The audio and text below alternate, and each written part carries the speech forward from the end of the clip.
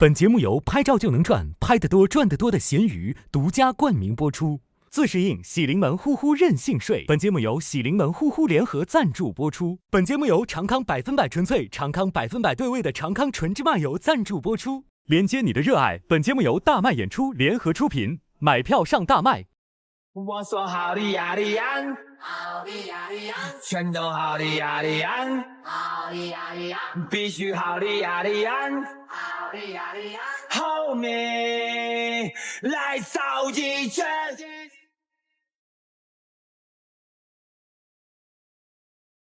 对不好笑就露宿街头这个节目名字的理解，世界上没有任何一个节目比这个名字更直接的了。我对这个名字的理解就是，如果我们不好笑，我们就会露宿街头。很残酷，很残酷，比我参加的那比赛感觉还要残酷。它给了人一种淡淡的威胁，淡淡的威胁。高处不胜寒呀！你好凄凉啊，这得多冷啊！不好笑就露宿天台，我的妈！在街头也是很正常的。其实这个事儿还看起来有点浪漫。你看那边的姐姐都看着我。Hello， 张老师好。哇，你们好 ，Hello， 怎么这么美啊，天仙一样。你这节目组怎么找的帐篷呀？我1.88米，你让我住的小帐篷。我这咋睡？我这上半夜我睡腿，我下半夜我再掉个个，我睡上半夜。这刚好躺进去，挺好挺好，屁股潮了。算一算，谁会露宿街头呢？这露宿街头真的得冻死的。不想露宿街头怎么办？首先，我们精挑细选的众多新人演员，走，现在咱们进去看看。各路幽默高手已就位，最强王者同台，笑点停不下来。吴鼎拥有个人专场《野蛮生长》、赛博苍蝇、鸡翅，第5届王炸全国脱口秀大赛冠军张美楠，脱口秀业的创业达人包可爱，商演场次1800场，大齐老铁请开麦，全国冠军，自媒体平台头部博主，心梗赛冠军，前程序员，微博情感博主。个人专场 VOL1， 前时尚品牌陈列师，喜剧心梗赛冠军，国内知名脱口秀主持人，线下演出2000多场，大汉三角猪心梗赛冠军。其次，需要一个极致还原的剧场舞台。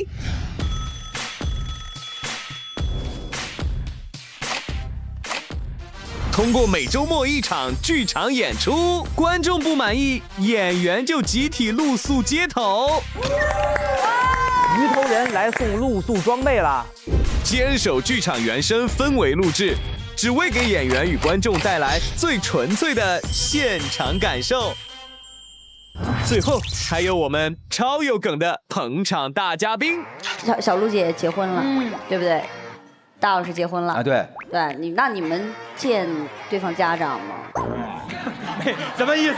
都躲着说家长，你进人家里头都这么进去吗？我岳父。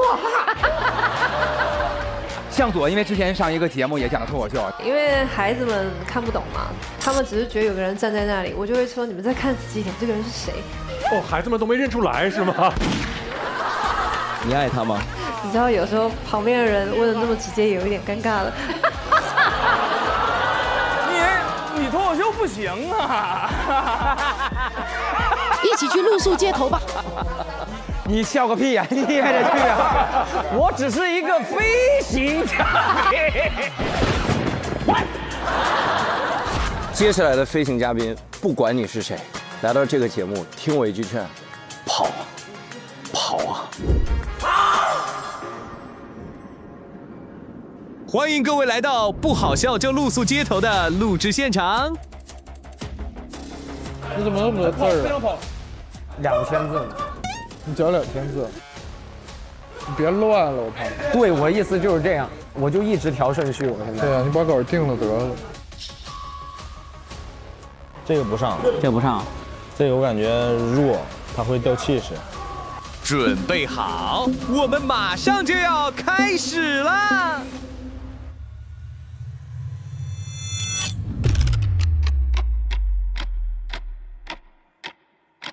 让我们一起请出今天的主理人。Yelling, they got you down, down, down. Gotta make you own up, own up, own up, own up. So tell me I'm out of my mind. Give me a sign. Take it one step at a time. I know it's gonna be fine. Open your eyes, shut up and give it a try. When they knock you down, down, down, they just 大家好，Hello， 来，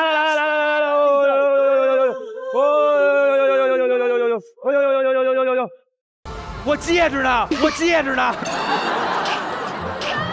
怎么就丢了？怎么就丢了？等等，不用，这个来，哎，大家好，欢迎各位来到我们全宇宙最可爱的脱口秀爆笑现场，不好笑就露宿街头。那么今天呢，不仅是我来了，我们还找了几个垫背的，不是前辈，前辈也来了，有请我们的厂牌主理人小鹿周奇墨。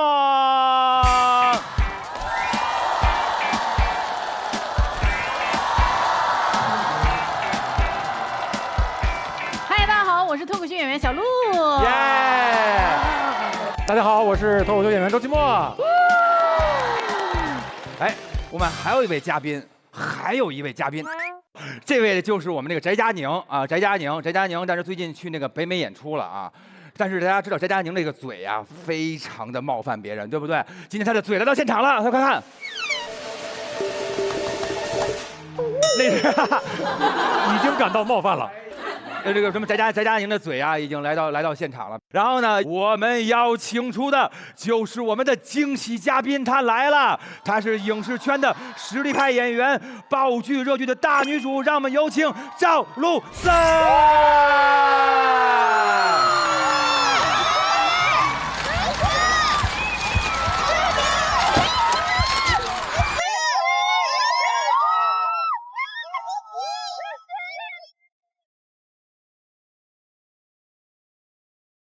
There's memories on my wall, all these pictures I don't wanna know at all, don't wanna know at all.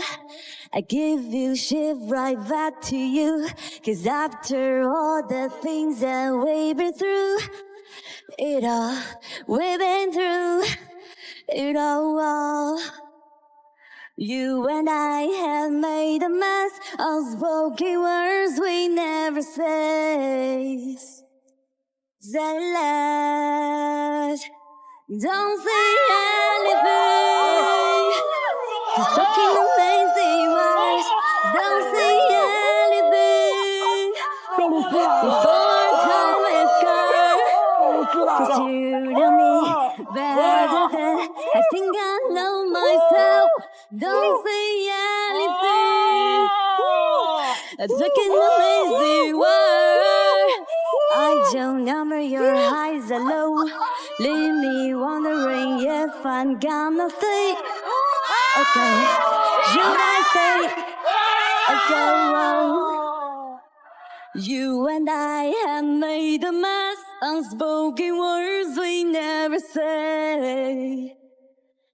Say less, don't say anything. 'Cause talking amazing words, don't say anything. Before our time is gone, 'cause you know me better than I think I know myself. Don't say anything. 'Cause talking amazing words, I don't wanna make a call. I don't wanna make a door. I don't wanna know at all, no at all. I don't wanna make a call.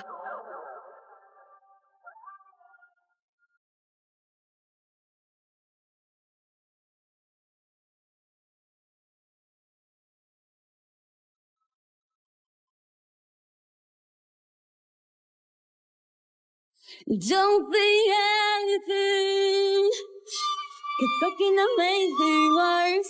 Don't say anything before time and car.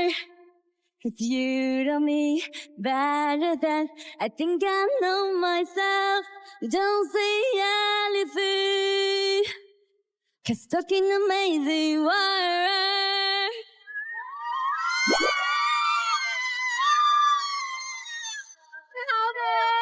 你们开心吗？大家好，大家好 ，Hello， 大家好。欢迎我们的捧场大嘉宾赵露思，请这边来，这边有请。美美哒 ，Hello， 老师好，老师好。各位唱的好听不好听啊？今天飒不飒？太飒了！赵露思跟大家打个招呼吧。Hello， 大家好，我是露思。哎、然后呢，也要感谢一下我们的总冠名咸鱼，谢谢咸鱼能让我们在这里相见，谢谢。来，哎，来了！我把。这是元宵节特定吧？我脑袋跟元宵一样。它有点油腻，我觉得它有点油不隆咚的。您代言这个产品，来。哇，好清爽，好清爽那条，清爽。大家一定要多下载咸鱼，好吗？对啦，所有东西闲在家里的都能卖出去。也要感谢我们神奇的咸鱼品牌代言人露思，谢谢大家，谢谢。也感谢金主咸鱼对本节目的大力支持，让我们的宝藏新人有了咸鱼跃龙门的机会。上咸鱼体验新功能，拍照就能鉴定宝贝含金量，拍得多赚得多，赶紧上咸鱼赚一笔吧！好嘞。哎，4位今天看见哈，我们几个人都穿的特别的有寓意，对不对？哎，小陆老师，您先说说，您这是为什么这么粉嘟嘟？哎，我今天穿的是彩色鹿，因为是咱们节目第1期嘛，穿出一个好彩头，给我们的演员们提气。太好了，祝我们每个人都有好彩头。我这是藏青色，就是稳重，主打一个稳，希望大家演得稳稳的。太稳了，哇，好稳！今天看这个事儿，不看周老师，还以为是我们的张国立老师来了呢啊！太稳了！哎，那您今天这一身哦，我这个就是有一点小花嘛，就希望大家每年都有钱花。哎呀，这个是最重要了。那我得接着你这说了，今天我穿的是豹纹，对不对？极致糖浆。什么极致糖浆？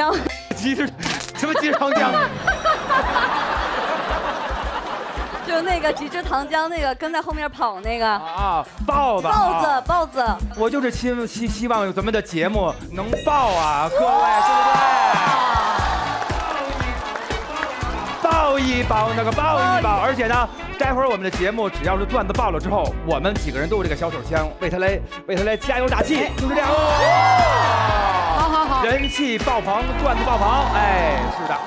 今天呢，我们有这么多可爱的这些好玩的这些道具呢。那我想问一下露思，平时会看脱口秀吗？我看的，我很爱看，因为我上次见大哥，我们其实好多年前了。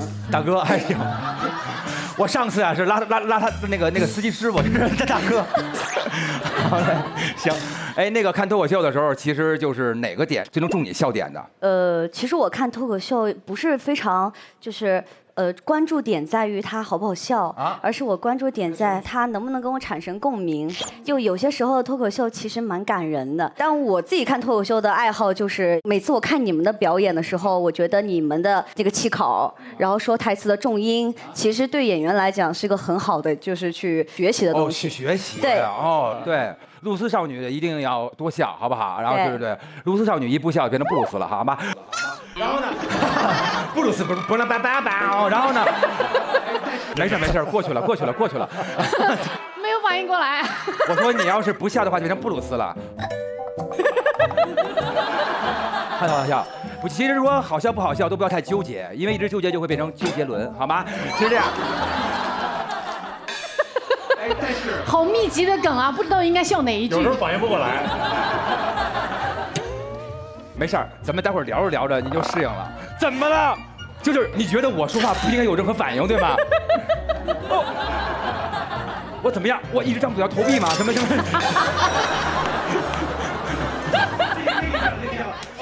这句笑了。哦，他喜欢那种肢体笑话。那好了，这个好笑，这个好笑。好了，行。不是前面是因为有点慢哈。我反应有点慢，因为就是我经常会就是白天的时候，比如吃午饭的时候看完了之后，我晚上吃晚饭的时候，我可能想起来了，我嘎乐，反正可能就是会，他会有一点点后遗，因为我真的会去很认真的想你们聊的这些事情。不值得那么认真想呀，真不值得。我觉得你很会控制这个时间段。你中午吃，晚上笑嘛，不要晚上光看，早上起来一醒，哈哈哈，就是被笑醒了，不用闹钟，挺好的，想到直接起。对。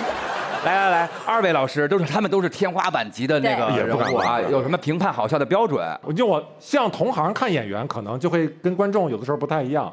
我喜欢的可能是这个演员比较有点独特性，讲的题材啊、角度啊，可能让我觉得在一般演员身上、别的演员身上看不到，就是他有别人看不到的地方，对不对？我觉得我喜欢演员他在台上讲的东西，可能是那种主流之外的。主流之外的，就是那帮非主流这么讲的，这是。这么跟你讲，说我这个笑话，你就说想象一下可乐不可乐，就这种人站台上，好笑，就是。好嘞，各位都说了你们的标准非常的棒，但是没有任何的用处，因为这回我们的节目标准是观众朋友们说了算。大家手里都有你们的卡，来举起来让我们看一看。哇，这个呢代表的是我们特别重要的一个规则。我们每场演出呢都有一个目标，就是观众的好评。在单场评分4星以上，比例达到70%以上的，我们就能够解锁优酷平台提供的各种奖励。相反，没有达到70%，就要准备露宿街头。如果整季10场都特别好笑，就能够解锁2026全年的大麦全国巡演。好的，聊了这么多，该开始演出了。大家都知道，新的演员表演前必须由我们这些前辈演员们给先来个阵场的表演，对不对？有请到我们的开场嘉宾，就是我们最暖心的主理人小洛。小洛。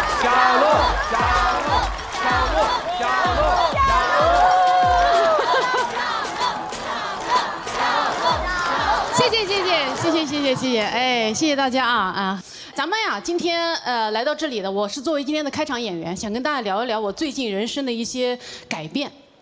我最近呢去学了滑雪，哎，如果有哪位朋友也很喜欢滑雪的话，下次我们可以一起打消这个念头，好吧？我天哪，滑雪摔跤真的太可怕了！我觉得就以我滑雪摔倒在那个雪地上的频次和时长来说的话，我怀疑我的卵子们都在瑟瑟发抖。说：“哎呦妈耶，我们不会是被冻卵了吧？”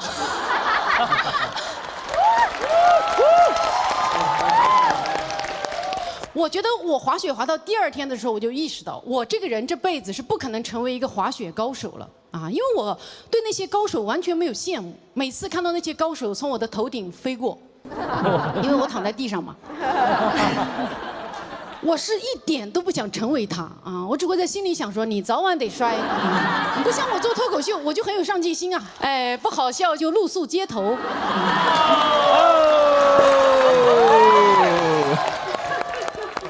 哎，告诉大家一个滑雪的小技巧啊，就是如果你不想第1天就摔死的话呢，一定要请一个教练。但我发现这些教练他们都有一个大问题，就是作为一个高手啊，这些教练他根本不知道我们一个普通的笨蛋可以笨到什么程度。我因为太紧张了嘛，没有什么运动的天赋，我整个人就浑身非常的僵硬。然后那个教练啊，他就命令我说放松。我不知道在座有没有任何一个人曾经这辈子哪怕有那么1次，在别人让你放松的时候放松过。我是没有，我此生从来没有见到任何一个人在被别人说放松的时候没有。哎呦，那个教练他越在那呵斥我放松呢，我就越紧张，于是呢我就疯狂的摔跤。朋友们，人啊摔跤的时候是有那个求生的本能的，我就死死的抱住我的教练。所以那一整天，我跟那个教练在雪场一起翻滚的样子，真的像极了蒙丹和香妃。我跟他就这么翻滚了无数次之后，最后终于那个教练被我摔崩溃了。他跪在那个雪场上，对我说了一句特别没有逻辑的话。他跟我说：“你不要用你的脑子思考，你用潜意识控制你的动作。”我说啊，教练，我的潜意识告诉我，这么大的坡人就不该下。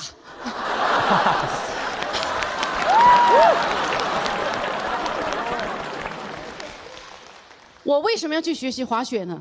这个呀，要从我的原生家庭开始说起。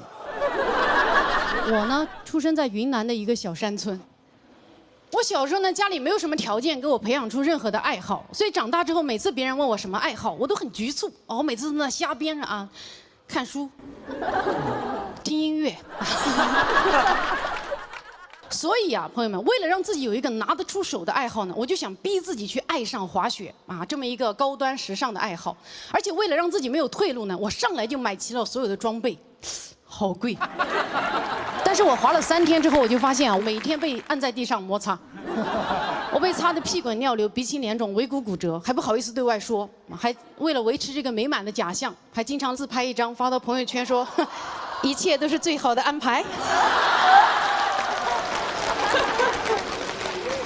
当然啊，我还是学到了一个滑雪加速的小技巧，可以教给大家，就是当你憋着尿的时候，你发现你的潜意识会帮助你。这其中的科学原理是这样的，就是当你特别急的时候，他就会跟大脑说啊，老大，救命，救命，救命，好急啊，好急啊，好急啊。然后他大脑就会说，各单位注意，各单位注意，这里有个深水炸弹要炸了，来，咱们齐心协力送他下去。哇塞，你的四肢异常的协调，那是我滑雪滑得最爽的一次，我歘歘歘的我就到了山底，哇，真的，我是人生中第一次体验到了滑雪的快乐，也是最后一次。因为我到了山下之后，我太开心了，我大笑，我尖叫，我拍照，我忘了去厕所。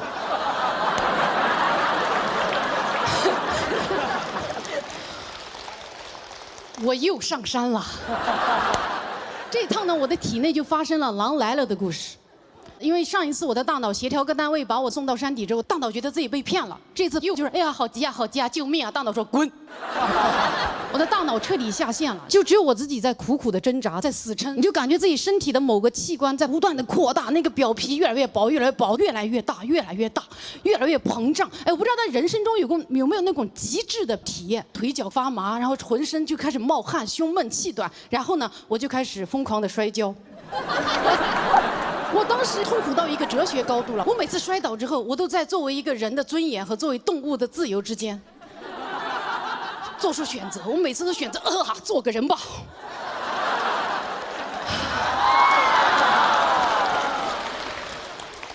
我滑了1周的雪，现在滑雪没有成为我的爱好，成了我的恨好啊！就恨到什么程度呢？我现在开始恨那些我朋友圈里面那些晒滑雪的人啊，就是他们骗我去的呀。对吧？我现在甚至开始恶毒地揣测他们。我觉得晒滑雪它就是一种隐秘的炫耀。你说你自己爱好滑雪，意味着他既有钱又有闲，对不对？啊！而且他们往往都是这样自拍一张在雪山上的照片，配着自己精良的设备啊，然后再配文什么啊，雪瘾犯了，长白山闭关1个月，滑到爽。他不会这样去炫耀自己一个普通的爱好，他不可能啊跟自己的百度网盘合影一张，说啊网瘾犯了，岳麓山闭关1个月。短剧看到爽，对吧？我觉得现在啊，在社交媒体上的爱好，那都是经过美化的爱好，没有人会写出我们最真实的爱好：刷短视频、打游戏、抠脚，对吧？啊，而且现在社交媒体上展示的那些爱好，其实往往都是跟经济能力挂钩的。你如果写了你的爱好是马术、帆船、滑翔伞，那代表你年薪100万，对吧？如果你写了爱好瑜伽、冥想、颂钵。啊，代表你不用工作。如果你写了爱好是看书、听音乐、City Walk， 代表你没有爱好。但今天啊，其实我讲这个滑雪的段子，我也担心有一点点炫耀的成分，但是我真的是没有办法不讲，因为我滑雪的装备都买了，我那些亏掉的钱我必须给它挣回来。好，谢谢大家。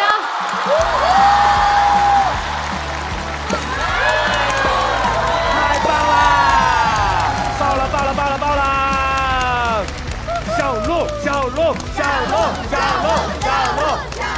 哇！这是我第一次看线下。哦，是吗？对，第一次现场看人讲。对，之前非常想去，就是看线下的，然后但是我一直就没有完成。但是我刚刚坐在这里，我突然发现，哎，莫名其妙又完成了自己一件就是之前想做的事情。多接活啊，可总能碰上啊。哪个笑点你当时觉得现在回忆起来最好玩？我这个人很爱第一视角来变成我的器官。我懂你。就有时候我有点胃疼，然后我吃了止疼药，然后我发现怎么还在疼？我知道为什么，但别人就问你说，哎，你这药是不是不管用啊？为什么还在疼啊？我就会说，比如说我是我的胃。我现在有点疼，那个止疼药来了，但止疼药可能先从嘴下去，对吧？它会先到大脑，它会敲门说脑子你疼吗？脑子说哎我不疼我不疼，它又往下走，说脸你疼吗？就是一个一个问下来，所以它可能会需要一点时间，这样告诉别人，别人一下就懂了。你其实把自己变成了止疼药，刚才。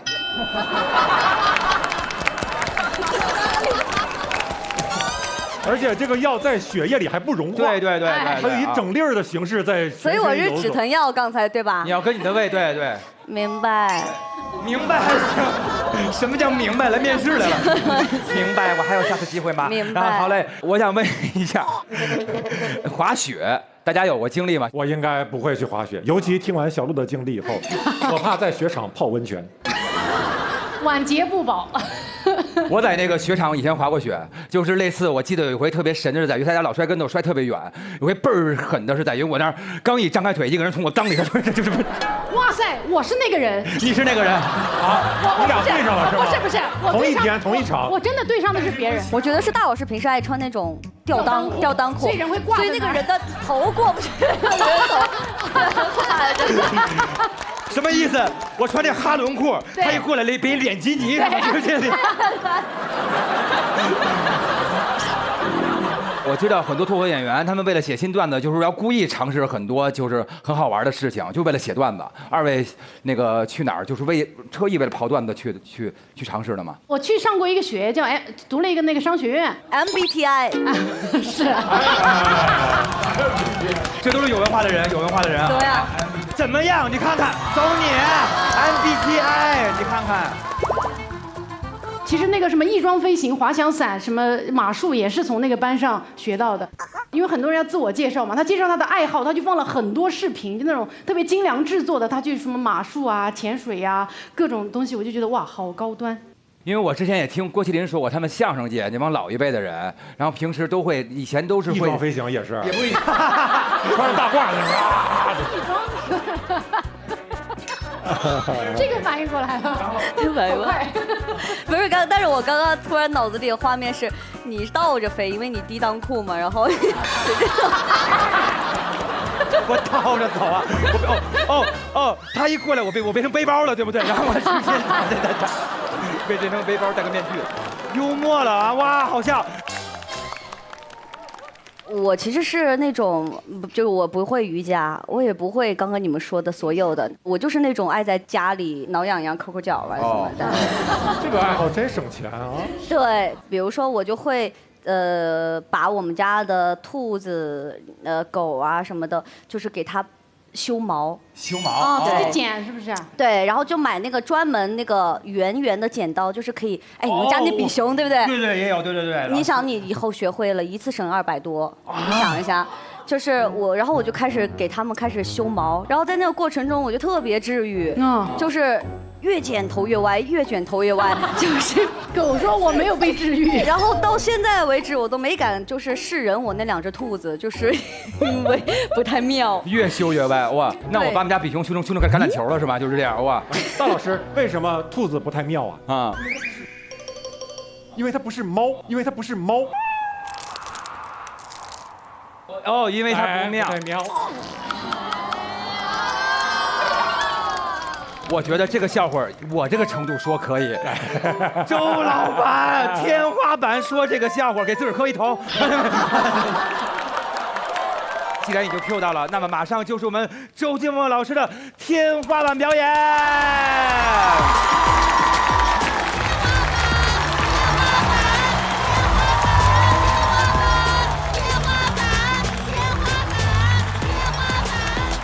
大家好，我是周奇墨。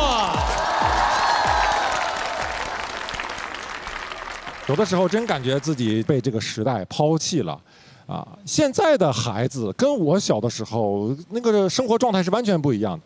你像我小时候在东北要压岁钱，要跪下来磕头啊，就咣磕在那儿，大喊一声“过年好”，长辈才把红包给你。关键是你拿到红包以后啊，一定要露出那种职业乞丐一样的热情。一定要谢谢大爷，谢谢大娘，谢谢好人一生平安。但是现在的孩子完全不用啊，哪用得着啊？我有一次过年去我表姐家，我等着我外甥给我拜年哈，好给他红包，他就一直在他屋里玩手机，最后实在没有办法，是我主动拿着红包，舔着个脸，啊，走过去，外甥过年好。哎，但是我没磕头啊，我没磕头啊。我寻思人家要不主动提，我就不主动磕了，是吧？我说外甥过年好啊，这是老舅给你的那个。行，等你打完这一局啊。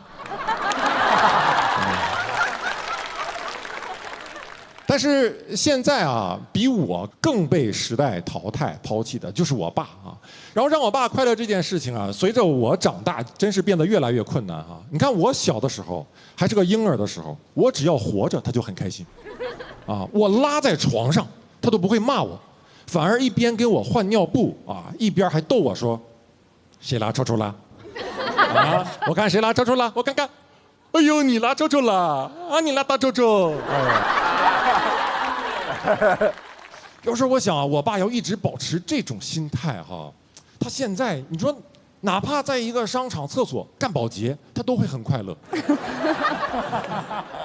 有人从隔间里出来，然后发现我爸在那儿拄着拖布。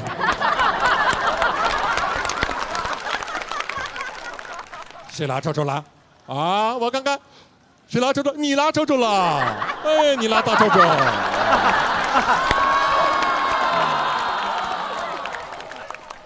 但他现在很难快乐啊，为什么？首先呢，对自己的身体焦虑啊。有一年我给他买了一台豆浆机，哎，他说不行，得是破壁机，只有破壁机才能把细胞壁给打破，才能吸收。哎呦，我说爸，那要不咱再等等，你等厂家出破酸机，能打破脱氧核糖核酸。哎，你喝完以后直接基因重组啊，喝完以后长一身肌肉。指缝还往外长刀，你以后收拾鱼哈根本不用剪子，你就唰，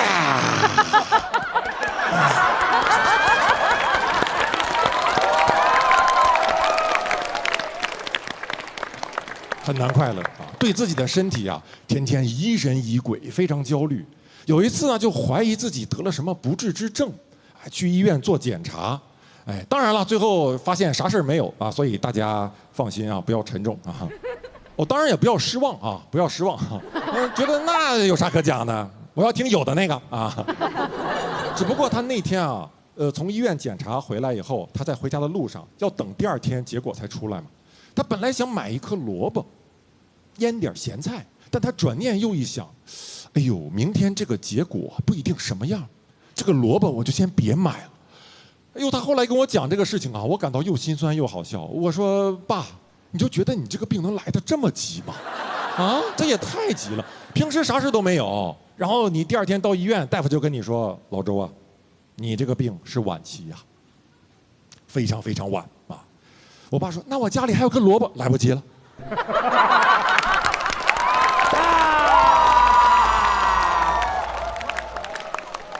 来不及啦，来不及啦。我建议啊，你就在我们这儿吃一口啊。来，小赵，你去食堂给病人打份萝卜啊。哎，其实我们医院食堂啊，晚上菜好，可惜了，哈哈，可惜了。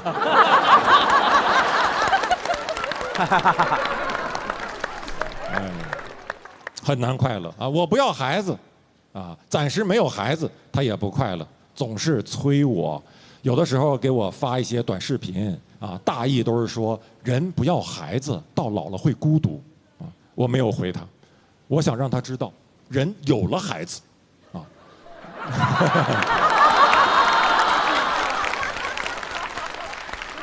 你得看是什么孩子，对吧？有一次我就跟他摊牌了，我说，爸，我暂时不想要孩子。我爸说，你懂什么啊？养儿防老，你现在不要孩子，以后去医院都没人陪你看病，要孩子不就是为了这个吗？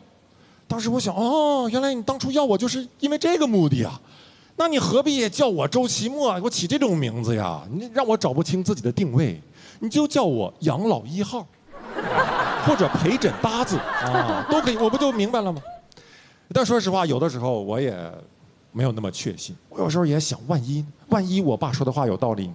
万一有一天我等老了，自己一个人到医院跑前跑后跑不明白，突然崩溃，我懂什么？养儿防老，然后拿出手机，哎，外甥过年好，外甥啊，老舅现在在医院看病，挂号都挂不明白，你看你要有空啊，能不能？行，等你打完这一局。好，谢谢大家，谢谢你们。谢谢周老板，周老板，周老板，周老板，天花板就是天花板。周老板怎么样？讲完这个放松好多吧？放松好多了。是不是要拉臭臭啊？那我先撤了。不是要去了吗？对，这爸爸就放心多了。来，刚才鲁斯啊，那个特别可爱的爸爸，仰天大笑。对，其实我那会儿，在就是讲萝卜那会儿啊，我其实还想笑，但是我觉得就是不该了。不该了，道德不允许。我觉得不该了，这会儿赵露思你先忍忍吧。但是我那会儿还在想，就是如果哪天我在外面上厕所，突然出来有个阿姨说拉臭臭了，小姑娘长那么漂亮拉臭臭，我说这个我真受不了。好嘞，那么呢，其实大家就说了，就是有没有说自个儿跟家里人就是相处模式什么样？因为我从小离开家比较早，所以然后从去年开始我有点觉醒了。就是去年，因为很长一段时间，我开始在想我的生活应该要怎么样生活，应该要怎么样舒适的生活。所以我们家现在就是以各自就家庭成员奶奶、爸爸妈妈大家都舒服的方式生活。就是在成都，我奶奶一个区，我爸住一个区，然后我住一个区，我妈一个区啊？不是，那奶奶80多了，人能不能有个自己的房？能，而且还是 loft。我爸妈能不能有个自己房？能。我能不能在外租个房？对吧？就是住的就是多孝顺，自个儿租房啊！我是租的，因为我觉得买房现在不划算。真的，我们家现在就是以各自就家庭成员奶奶、爸爸妈妈大家都舒服的方式生活，然后偶尔见一面也更融洽了，也不用再去，比如说他们早上8点要吃早饭就来敲我门，所以我觉得我们家现在这样的方式其实还蛮好的。我们家是这样，前段时间我回家，我爸递给我一管牙膏，然后跟我讲这个牙膏嘴里的什么病都能治，是他在网上买的，10块钱3支。然后那个牙膏我挤到嘴里，连泡沫都没搓出来，就跟我以为我刷了鞋油，就是。怪不得你牙现在这么白啊，有道理。你还是用了是吧？3支都用了10块钱。吐槽归吐槽，但用还是用了啊，是啊，孝心吧，孝心。就是特别的爱咱们，对不对？好嘞，谢谢各位了。现在场子热起来了，朋友们，我们的演员要登场啦！他就是我们的东北大庆，出发了，出发！能不能住外面就看你了，加油！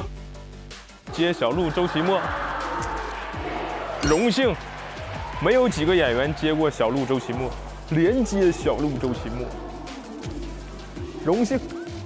东北大庆来了，朋友们。放松，非常棒，现场氛围很好，观众也很棒。老稳了，现在。对。好吗？你们好吗？嗨 ，hello。接小鹿、接周奇墨来讲，是一个非常艰难的位置。全中国谁能接小鹿、接周奇墨？广告能接。有闲置上咸鱼。海鲜市场走一走，低价好物全都有。哎呦，上来就植入，哎，果然是专业观众啊！听着广告知道鼓掌，很棒。让我接周老板，我确实是有点紧张的。导演组说你没事你能接，你就给自己一个心理暗示。他告诉我最幽默。他说什么天花板，我比烟花闪。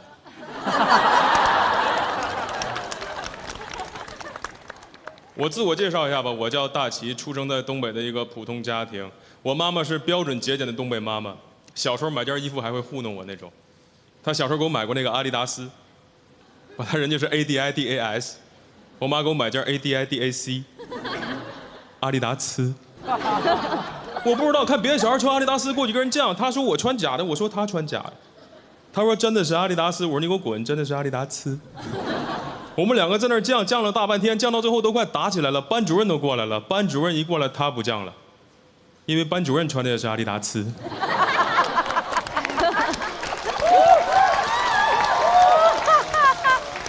回家看电视才发现不对，电视上明星啊、代言人，人家穿的全是阿迪达斯。我就问我妈，我说妈，你是不是骗我了？明星穿阿迪达斯，你给我买阿迪达斯啊？我妈一句话给我干服了。我妈说东北人不分自私私。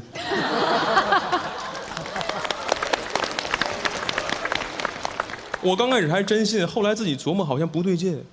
我心想，我们那边偶尔也就说不好平翘舌吧，有时候不分什么滋丝诗、支吃诗什么的，谁不分呲跟丝啊？见面打招呼问人吃没吃饭，人家说哎撕了吗？我一见到赵露思，我说你好，赵露思。哪有人这么说话呀？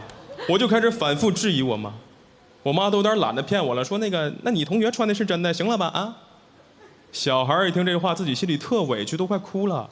他一看我哭了，说：“你给我憋回去啊！你穿的也是真的。”我说：“什么意思，妈妈？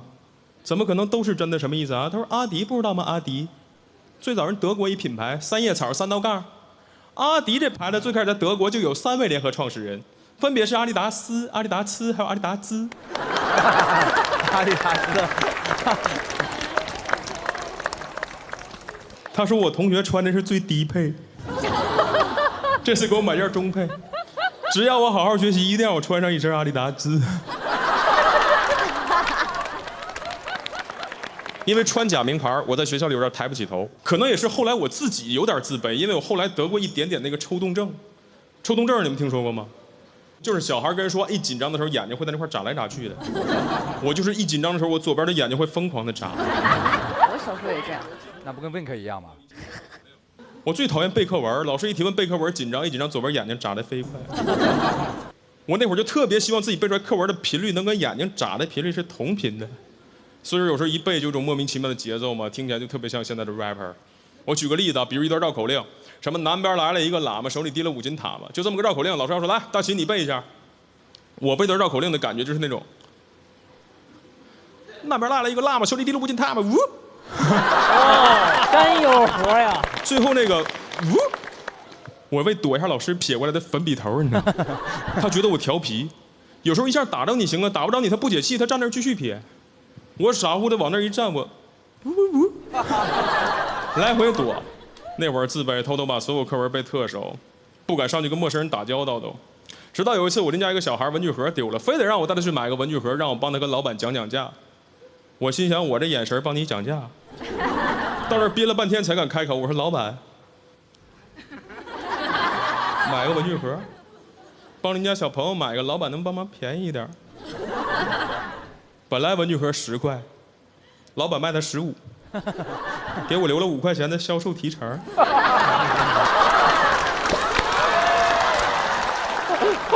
我当时虽然小，明白老板误会了，赶紧过去跟人解释说，老板，啊。再给拿转笔刀，还买个橡皮的。那天我邻居那小孩回家的时候，书包里沉甸甸的，背一书包新文具。我回家的时候，书包里也沉甸甸的。那老板最后送了我一板巧克力牛奶。我妈回家翻书包，翻出来一板牛奶，都懵了，说：“儿子，牛奶哪来的？”我说：“妈，挤出来的。”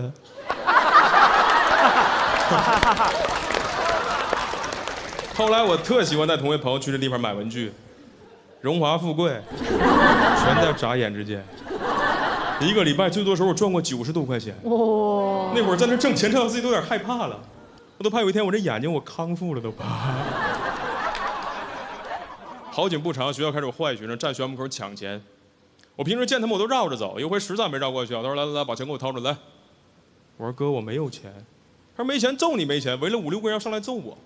我那会儿喜欢看《精武门》，李连杰演那陈真还记得吗？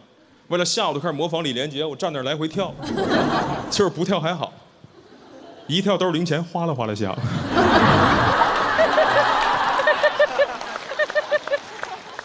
说你把钱给我掏出来。我当时有点太紧张，我胡言乱语，我说你信不信我杀了你？我这一句话给他说懵了。他说你有刀啊？我说没有。他说你有枪啊？我说没有。他同伴都懵了，说那个你先别眨眼睛，你到底有没有啊？我说真没有。他说你啥也没有，你拿啥杀我呀？我说眼神，幽默，多少能给人点力量。这句话说完，那天是我头一回看有人把胳膊抡圆了，准备扇我嘴巴子。要打我之前特嚣张，站我面前，你不杀了我怎么没死啊？啊，你不弄死我怎么没死啊？最让我生气的，这孙子学我，他说你不杀了我怎么没死啊？我当时看他学我真太生气了，我太紧张了，我开始背课文了。我说有的人活着，他已经死了，而有的人死了，他还活着。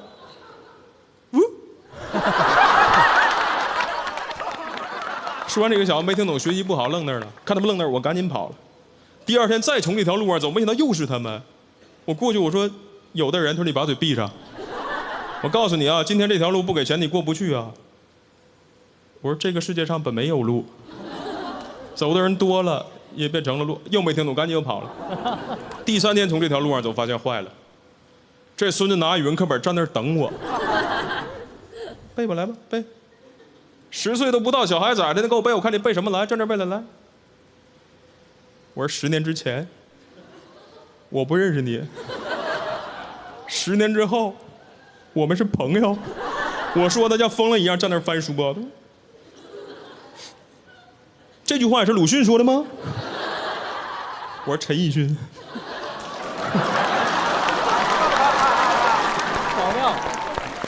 后来那天这点钱到底被抢走了。说实话，刚开始特别难过，我站那都快哭了。让这一个傻子一句话就给我说乐了。他说：“哎，咱哥几个就有钱了啊！一会儿上小卖店。”我一听上小卖店，这不要给我花回来了吗？讲到这儿了，谢谢大家，拜拜。大旗旗开得胜！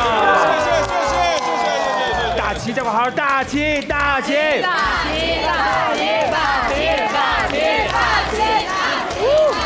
感谢。大旗是哪位老师推荐来的？我推荐，您推荐的啊？对，我们俩一起同台演出过，我的荣幸。哎呀，对，今天也是同台演出了。我就特别佩服大旗的一点就是，他讲东西能从一个很小的点一直讲下去。对，就是阿加斯这个事儿，可能放在我就是几句话就写完了，就想不出来更多角度了。但是他会写很长，真的是。这个是功夫，这是功夫。谢谢。我特别喜欢东北的脱口秀演员，是因为他们的那个调调，就是他自己就是在场上的那种很随意、很松弛的那种感觉，所以爆一个梗的时候才会让人觉得哎反差特别大。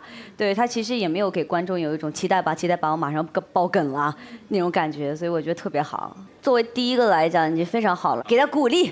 厉害。对，谢谢。我在听你的这个脱口秀的时候，特别有那个共鸣，尤其那段节钱这事儿，我太有。确实有，不是我遇到过，但是我还是比较机智的逃跑了。那你还是你身体比较好，他们是不良少年，我是发育不良少年，我跑不了，每天都给他们那儿。我那个事儿，其实讲的时候有股心酸，但是有很多故事挺好玩的。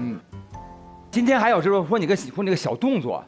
哎，大家有那种平时小时候就是会眨眼或者类似的啊？大旗最开始跟您在一块儿，这刚认识的时候也这样吗？老这样？我感觉当时对我有点意思，我以为。这好多小孩都有，这种是比较轻微的。但是老眨吗？对呀，就是你现在眼睛干的人也会眨呀。就是会一直这样。对，然后大哥说，他说那不就是 wink 吗？但是频率不会这么高，对，因为我前段时间还看到一个博主，类似于他也有这样，但他可能会在上课的时候突然就是开始叫啊，就是抽动症，其实就是严重的。对，无论什么时候他忍不住。谁付航啊？就上来就是Monkey Baby， 然后他就来了。我还有那种同学就是回头。哦，对，上课他回头。他这么一说，我发现。我都不知道这是一个问题，因为我的婚姻搭子他也会这样，有些时候说实话，然后突然这样一下。之前以为他耍帅是吗？啊，原来是病啊！那你亲得着他吗？亲不着吧？对。哦，为了躲我是吧？躲得很快。好嘞，感谢我们大齐的精彩表演，大齐旗开得胜。接周老板肯定是有压力的，我只能自己瞎编一个广告，让大家觉得我好像去念那个广告一样，但其实那广告就是我自己现想的。出门口让工作人员拿手机给我查2条闲鱼广告就去念了。说实话，就是你接在一个大咖后面，你压力其实是会很大的。但他很聪明，他没有直接上来就直接进段子，而是先抛了一些互动啊、自我调侃啊，然后就说啊，我接他们俩怎么，打破了这种观众的那种紧张感、那种氛围感。大齐挺牛的。你好，可以给你拍张照吗？哎呀，街拍呀！嘿，你看咱出门也没捯饬，哎呀，下不为例，下不为例呀！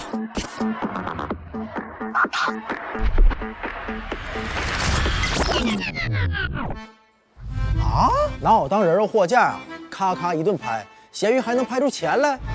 上咸鱼，想要赚钱你就拍拍拍拍拍拍。我衣服呢？钱你就拍拍拍拍拍拍，潮流配饰都能拍，顺其拿走也能拍。上咸鱼赚一笔，拍得多，赚得多。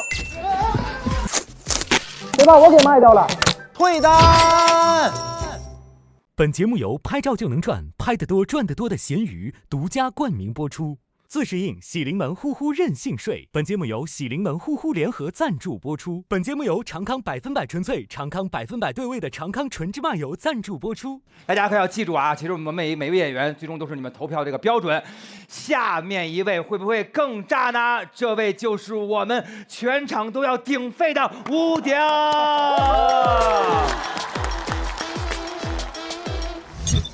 请各位选出你心中最夯的演员。第一个肯定是吴鼎嘛，他来这节目可以说是信手拈来。我要先投吴鼎一票。吴鼎老师吧。内投第1名的，他就是吴鼎。实至名归，吴鼎的个人专场《野蛮生长》和《赛博苍蝇》巡演上座率95%以上，豆瓣评分8.5分，我很期待他的演出。我叫吴鼎，你得细品抓紧。我希望能展示出我最自然的状态，所谓全部的喜剧的人格魅力吧。Let's go, let's go, let's go。下面就是我们全场都要顶沸的吴鼎。吴鼎，幽默神君，幽默神君。大家好，大家好，我叫吴鼎啊，吴鼎，鼎是这个青铜器的那个鼎，啊，这是我爸给起的名字，他觉得很雅，我不太喜欢。鼎就是古代人煮饭用的大锅，吴大锅有什么雅？你听起来像唱戏里的男主角嘛，武大锅，哎。很尴尬，但是我爸说这个不错了，这已经是改过的了，改过一次。我刚出生的时候，97年香港回归，我爷起名叫吴龟。我说行，还是大锅吧啊，大锅吧。我家庭条件比较普通，所以我就经常很羡慕我的同桌，他条件好，他经常能带来那些我买不起的东西。我上3年级有一天，他带了一个 MP3，我不知道你们有没有人用过 MP3，有没有？有不少出生于上世纪的老人啊。小孩应该是不知道这个东西的。MP3 就是一个音乐播放器，大概就这么大，你必须插耳机才能听。你可以上课偷偷听，就把那个 MP3 插上耳机，塞校服兜里，把那个耳机线顺着校服袖子拿出来，藏在手上上课就是。真是这样了，太有生活了。你这么听不会被老师发现的。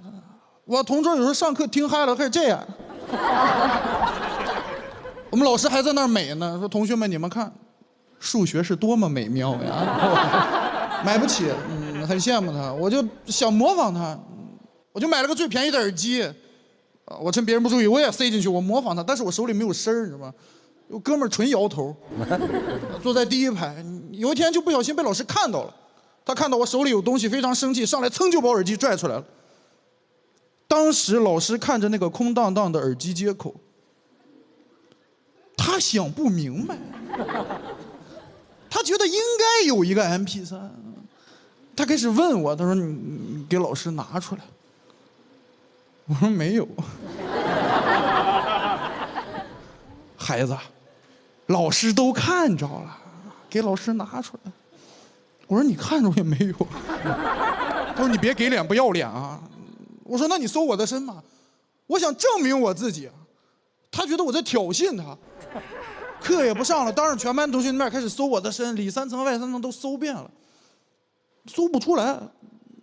搜到后面人都疯了，开始抠我嗓子眼了，你是不是咽进去了？肯定有，拿出来。我是个3年级的小孩，我应对不了这种失去理智的中年人，就逼得我都开始思考哲学问题了。我说人为什么要这么努力去追寻一个不存在的东西？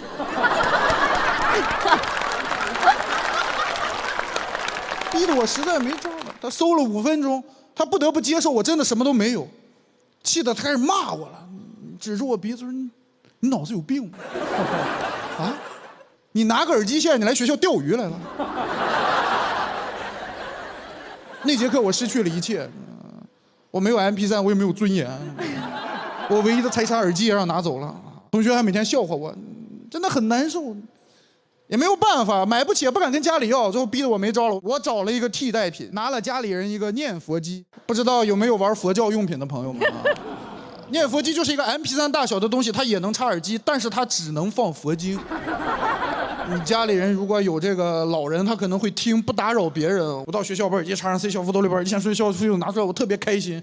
我说这回哥们手里有声了，往耳朵上一扣，特别高兴。我听了2节课，发现有问题。这个念佛机它不念，你知道吧？它纯唱，就一个旋律循环。你听多了以后，真的很容易听进去。你们可能没有听过啊，我给你们请一段。请一段，对，这对了，这词儿对了。好专业。它就一个旋律循环，就这样。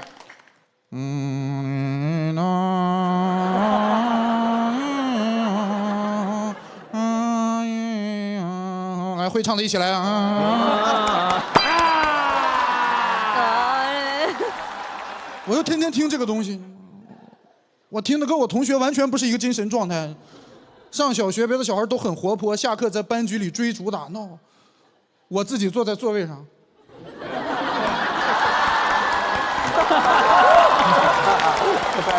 我的天哪！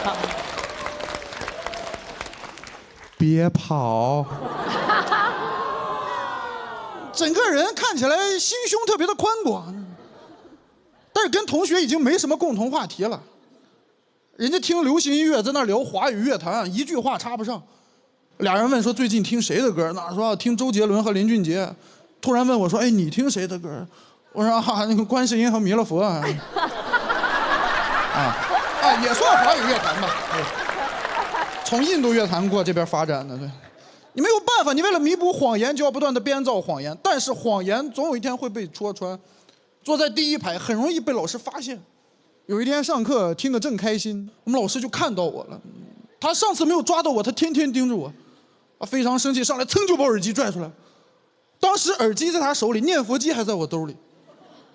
我也是那天才知道，念佛机跟 MP3 最大的区别是念佛机能公放。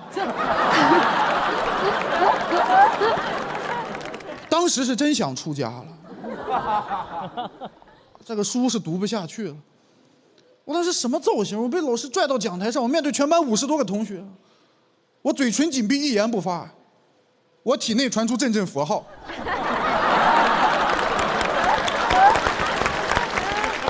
我往上一站，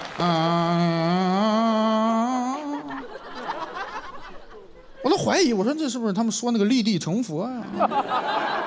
我们老师看着我说：“哟，班里还有一位佛系男孩啊！”我当时恨不得从窗户飞走，这个班是待不下去了，感觉没有同学拿我当人啊，感觉在他们眼里我脑袋开始发光了，没有同学听课了，这底下那议论我说，你说咱们贵还是不贵？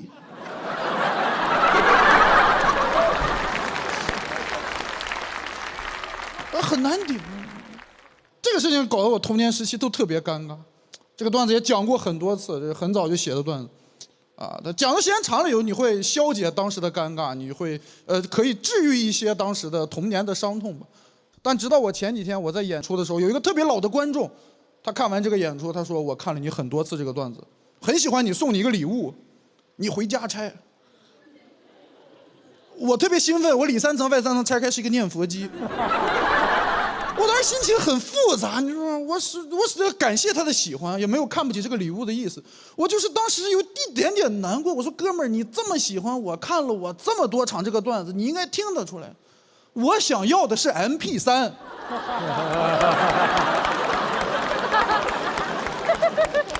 不是都快20年了，快20年了 ，MP3 都淘汰了，我都没有 MP3，啊？怎么这个童年的念佛机？现在终于飞回我手里，哟，来，谢谢大家，谢谢。被你开开，谢谢。怎么样？这露丝老师看咱们这个屋顶的演出，